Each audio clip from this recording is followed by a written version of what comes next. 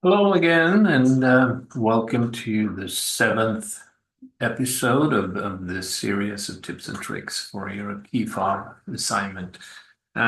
This episode is where we finish off our embossed surface right here by adding a vertical wall around it and also rounding out off the edges.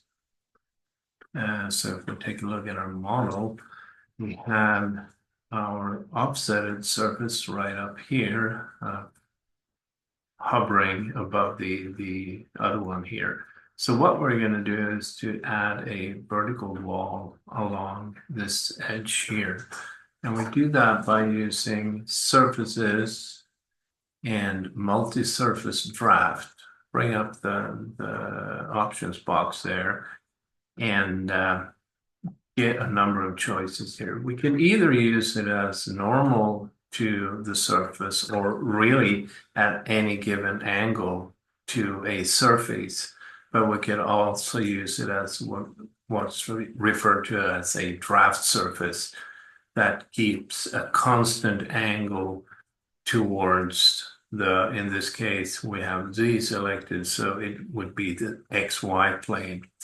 And we're going to choose that, but we're going to also play around with this a little bit to see what it does. But let's start out by using draft uh, and Z direction on this. And then we just pick the edges. Oops, something happened there. Let's do it again and get rid of the shader. So we pick the edges one by one. And immediately it starts to build a surface. Not quite what we wanted, is it? No. This one is set to minus 40 degrees towards the XY plane. And on top of that, it's going in the wrong direction as well. So let's, first of all, well, we can flip the angle and make this this is the length, sorry, and the angle should be around minus 180, or if you will, plus 180. So this makes it vertical towards the XY plane. But this is a tool that can be very useful for creating flanges and lofts and so on. So you can play around with the angle, for instance, to make it look something like this. I'm gonna shade this up so you can see what's happening here. This is an alternative that looks, in some cases, rather nice. In our case, we are going to keep it at 180 degrees. And to do so now, I need to go to Query Edit and edit my surface and set my angle to 180 degrees, meaning that it's perfectly vertical. You can also, instead of using the draft function here, you can use the normal function, and it then creates a surface at a particular angle towards a given surface, not the XY plane. In this case, it's set to 90 degrees of the normal angle of the surface, which means actually that it creates a tangent surface. But again, it's possible to play around with the angle here and create whatever kind of surface you want. Let's go back to draft and 180 and set it at that. Nice. I set the length of this flange to 15 millimeters, and we know it's only 10 millimeters up to the offset here. So you can see that it's sticking through the basic surface right here. And because of that, when we round this edge off here, we are going to use the surface fillet tool. the top surface is already trimmed and looking nice, and there we can use a round tool.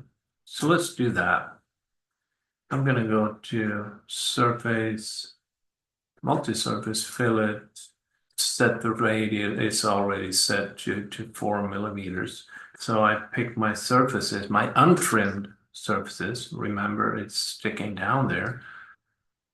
So I pick that one first. Turn off the shading here. And then that one, that one, that one, that one, and finally that one. Make sure the arrows are pointing in the correct direction, which they clearly aren't now. So I'm going to switch the direction of the yellow surface because I want my round to round it off like that. And once we're done, we unclick auto update and click it once again, and it creates a rounding off of this edge. Note now that I've set my section type here to a circular round. This is a very, very small radius. It's 0.4 millimeters when we scale it down, and there's just no point in using curvature or anything like that. So set it to a circular round, and it will be perfectly fine. So, and notice also now that the surfaces have been trimmed. Whoops, perhaps a bit too much. Something happened there. It flipped. Can you see it? Yeah. Let's see what that does. So query edit on my fillet. Let's see what happened to my arrows here. Can't even see them. I'm going to undo all and redo it and see. I'm going to start with these just to make a change. And also that one. I need that arrow to point in that direction. And there we go. And next. And now it looks fine. Okay, good for you to see bugs in the program. You could always use query edit and undo all in case you want to redo it or something happens. Okay, so let's move on to the top edge here and round it off, and it should work fine with just using round. So let's try that. Surfaces, round, set the radius to something reasonable. It's set to 5 millimeters, meaning 0.5 when we scale it down. And also I have selected here, pick edges. Then I can go ahead and pick the edges, the sharp edges of the top surface here.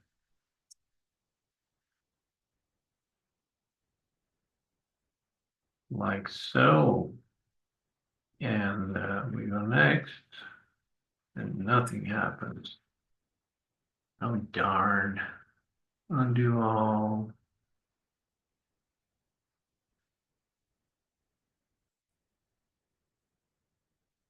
Try it again.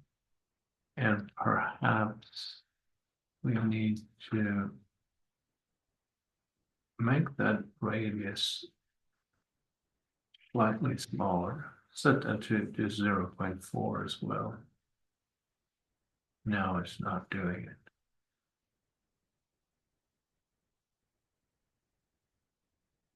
I'm going to pause the recording here and see. Okay, as you may know by now, round is not my favorite tool. I do prefer the surface fillet tool, but I made it work now anyway. So let's start over and try to round this edge off using round. And I've set the radius to 5 millimeters again, meaning 0.5. It's circular and pick edges. So I go ahead and pick my edges.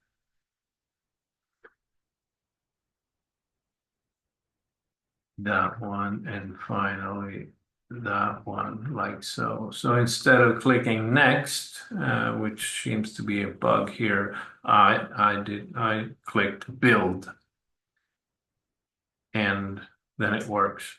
Uh, don't ask me why it didn't work the first time, but there may be a bug in the settings here. So now you know. Let's have a look at this and see what it looks like. I want to get rid of my curves and also transfer those curves into the curves layer, like so. And now we can have a quick look at what this looks like.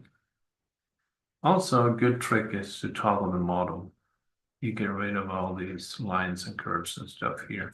So toggle the model and you can see it. And there is our embossed surface with the edges rounded off as well. And that concludes this rather messy episode. Thanks for watching.